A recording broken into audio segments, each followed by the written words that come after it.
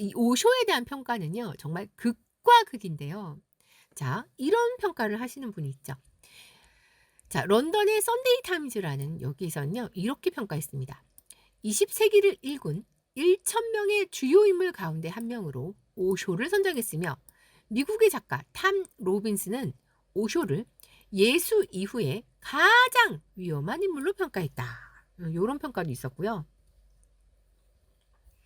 인도의 썬데이 미드데이에서는 이렇게 또 평가했죠. 인도의 운명을 바꾼 10명의 위인들 중에 간디, 네루, 붓다와 더불어 오쇼를 선정했다. 와, 대박. 이런 분들과 어깨를 나란히 하는 그런 사람이라는 말입니까? 약간 살짝 갸우뚱 하시는 분도 계실 수 있을 것 같은데. 자, 또 이런 평을 하신 분도 있었죠. 오쇼는 인간의 의식을 발전시키는 데 있어서 온갖 난관을 극복할 수 있도록 모든 가능성을 열어놓고 인류에게 도움을 준 깨달은 스승이다. 이렇게 평하셨던 분도 있었고, 자, 그리고 디펙 초프라라는 사람은 이렇게 또 평가했죠. 인간의 내재적 잠재성을 경험적으로 체득하고자 하는 사람들에게 오쇼의 빛나는 통찰력은 큰 도움을 줄 것이다. 더 높은 차원의 참나를 추구하는 사람들 모두가 집에 두고 읽어야 한다. 이렇게요. 자, 그리고 여러분들이 알만한 유명하신 분 마돈나는 또 이런 얘기를 했었죠. 나의 오랜 버 디펙 초프라를 통해 오쇼의 책들을 접한 뒤로 나는 삶의 내면으로 더욱 깊이 들어가게 되었다. 오쇼가 살아있을 때 만나지 못한 것이 너무나 안타깝다. 이런 평을 또 했는데, 자, 그런데 짜자잔! 이런 평가를 와장창 깨는 또 다큐멘터리가 있었죠. 제강에는 항상 오른쪽 위에 출처를 밝히는데요. 오마이뉴스에 이런 내용이 있었죠. 현자로 추앙받던 이 남자의 실체, 살인과 독극물 살포까지. 자, 다큐멘터리 영화 오쇼 라즈니시의 문제적 유토피아. 요렇게 요 다큐멘터리 영화에 대한 거를 이제 글을 실었는데, 자, 요런 내용이 있었습니다. 철학자 오쇼 라즈니시라는 이름을 들어본 적이 있는가?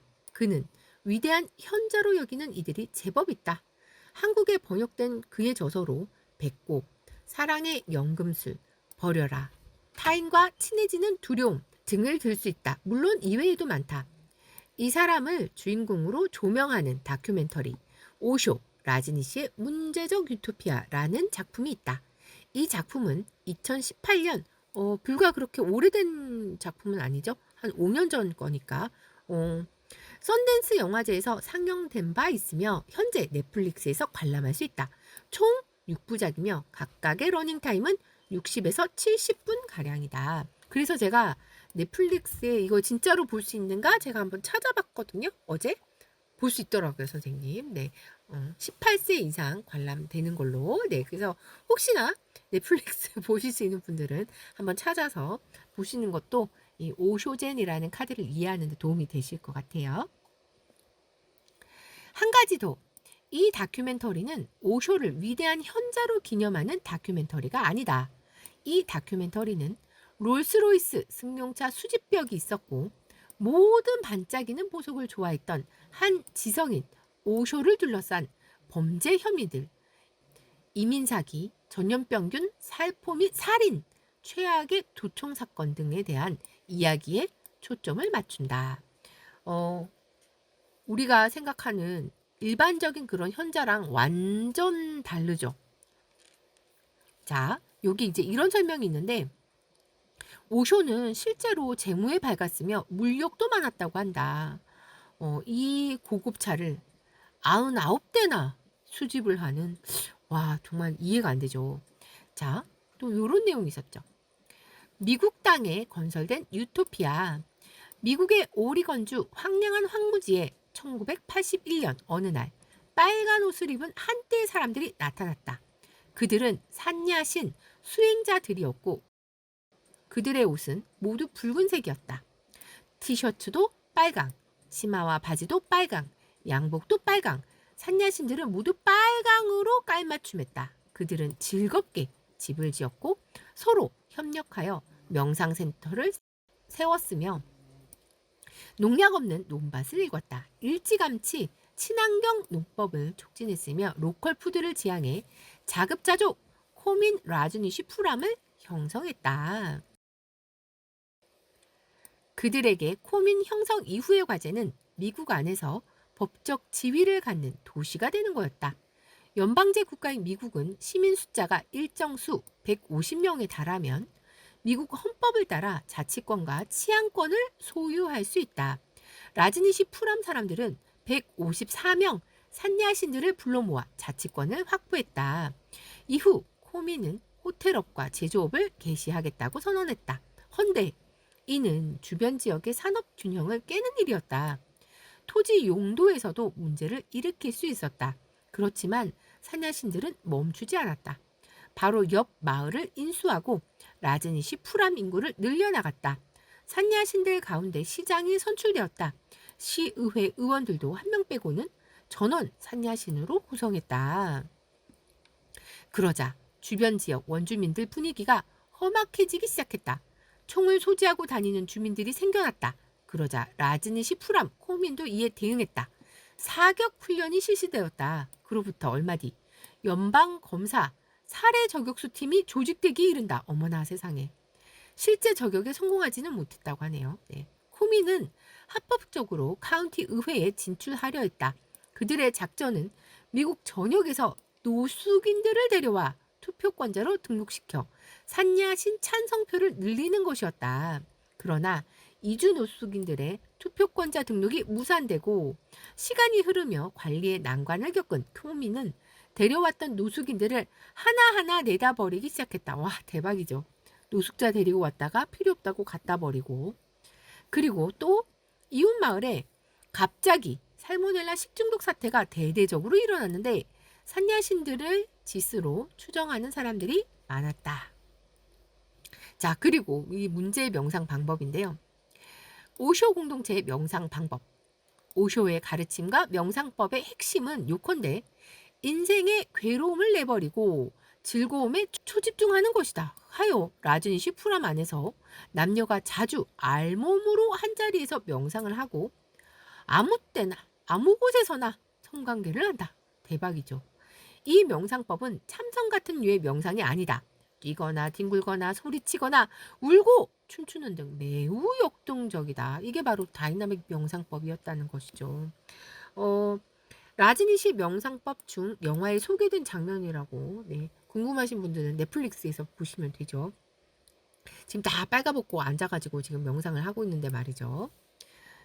자, 이 명상에 적나라한 실체가 공개되자 이를 본 지역 주민들이 불쾌감을 감추지 못했다. 더구나 그때는 존스타운 사건, 이단 종교 공동체의 집단 자살 직후라서 더 그랬다. 라즈니시 프람은 성적 컬트 집단이란 의심을 받았다. 보수적 기독교인들은 의심을 극대화했으며 강박적으로 불안해했다. 한편 미국 정부 측이 보기에도 미국의 모든 자치정부가 종교로부터 분리되어 있어야 하는데 라즈니시 프람이 그렇지 않아 문제가 되었다. 국료지책격으로 이민국이 오쇼에 대한 추방 명령을 내렸는데 라즈니시 프람은 20명의 변호사 팀으로 맞서 승소해버린다. 1980년대 라즈니시 프람은 오쇼에게 집중된 체제를 갖고 있었다. 지금도 산야신들은 오쇼에 절대적으로 매혹되어 있고 그를 아름다운 사람으로 추억한다. 그런데 아이러니하게도 그 아름다운 사람이 사실상 코민의 멸망을 자초한 장본인이었다. 게다가 그는 자신의 비서인 슐라가 코민 바깥 사람들에게 가하는 위협적 행위를 막지도 혹은 알지도 못했다. 오쇼의 비서에 의한 여러 위법 행위에도 불구하고 라즈니시 프람은 법적 지위를 확보하지 못하고 말았다. 그러나 오쇼의 비서이자 코민의 실권자 그리고 이때까지 자행된 위협 행위의 주동자였던 슐라와 그녀의 측근들이 코민을 떠나버렸다. 그 즉시 오쇼는 태도를 바꾸어 슐라를 비난하기 시작했다. 헌데 이 비난이 마치 자승자박 격이어서 오히려 FBI의 눈길을 더 끌게 되었다. 코민 전체가 수사 대상에 오른 것이다. 코민 거주 인원을 늘리기 위한 결혼 이민 사기, 살인 미수, 독극물, 도청 등의 혐의가 부과되고 관련 불법 행위들이 수사 대상에 올랐다. 이윽고 강제 압수수색이 벌어지려던 찰나 오쇼는 비행기를 타고 라즈니시 프람을 떠났지만 바로 체포된다. 얼마 안 있어 독일로 도주했던 슐라와 그녀의 측근들도 체포되어 미국으로 이송된다. 이들을 피고인으로 하여 희대의 재판이 열리는가 싶었으나 혐의자들 중 오쇼와 슐라는 형량 거래로 사건을 종결짓는다. 슐라는 형기를 마치고 추록하여 현재 스위스에 살며 노인 요양센터에서 일한다. 오쇼는 추방되어 인도로 갔는데 거기서 얼마 지나지 않아 사망한다. 지병이 있었던 것도 아닌데 스르르 숨을 거두었다고 한다. 뭐 이렇게 내용이 나와 있습니다. 이 오쇼가 어떤 철학을 가진 사람일까? 아까 제가 배꼽을 읽어드렸는데 또 다른 거 하나 더 읽어드릴게요. 이걸 보고 나면 아 이런 거구나 하고 조금 더 감을 잡으실 수 있을 것 같아서요. 복수. 나스루딘이 회사에서 집에 돌아와 보니까 예기치 않게 자기 아내가 이웃집 남자와 함께 침대에 누워있는 것이었다. 그는 미칠 듯이 분노하여 이웃집으로 달려가 이웃집 남자의 부인 앞에 우뚝 섰다. 부인! 당신 남편이 내 아내와 침대에서 뒹굴고 있어. 그가 외치자 이웃집 부인이 말했다. 조용히 하세요. 너무 시끄럽게 하지 마세요. 우선 앉으시지요. 차 한잔 하시고 긴장을 푸세요. 이 부인이 대박이지 않나요? 저럴 수 있을까요? 보통의 사람이라면 가서 머리끄댕이를 막 이럴 것 같은데 와 놀랍습니다. 나스루딘은 분노를 가라앉히며 조용히 차를 마셨다. 이웃집 부인의 눈에서 섬광 같은 것이 반짝하고 스치는 것을 본 것은 바로 그때였다. 그녀가 약간 수줍어하면서 말했다. 복수를 하고 싶지 않으세요? 그래서 둘은 침대로 가서 사랑을 했다. 그 다음에 차 한 잔을 더 마셨다. 그리고 또 복수를 하고 차를 한 잔 더 마시고 또 복수를 하고 차를 또 마시고 이웃집 부인이 나스루딘을 바라보며 물었다. 한 번 더 복수하는 것이 어때요? 나스루딘이 힘없이 말했다. 부인, 솔직히 말해서 이제 괴로운 감정이 다 없어져 버렸습니다. 요 철학 우화를 써놓고 오쇼 라즈니 씨가 이렇게 짤막하게 또 평을 해놨죠. 삶을 피하지 말라. 실상을 피하지 말라. 슬프면 슬퍼하라. 복수심이 일면 복수하라. 화가 나면 화를 내라. 삶을 그대로 살아라. 삶을 피하면 결코 성숙하지 못하리니. 이런 철학을 가진 분이었다는 거죠. 여러분들이 갖고 계셨던 상식과 비교했을 때 이해가 되시나요? 저는 좀 아직도 갸우뚱이긴 한데 말이죠. 자, 어쨌든 이 서프라이즈에 이 오쇼 관련된 동영상이 있어서 제가 이제 여러분들에게 보여드리려고 하는데요. 또 쉬는 시간하고 또 겹칠 수 있어서 잠깐 쉬는 시간과 겸해서 동영상을 보도록 하겠습니다.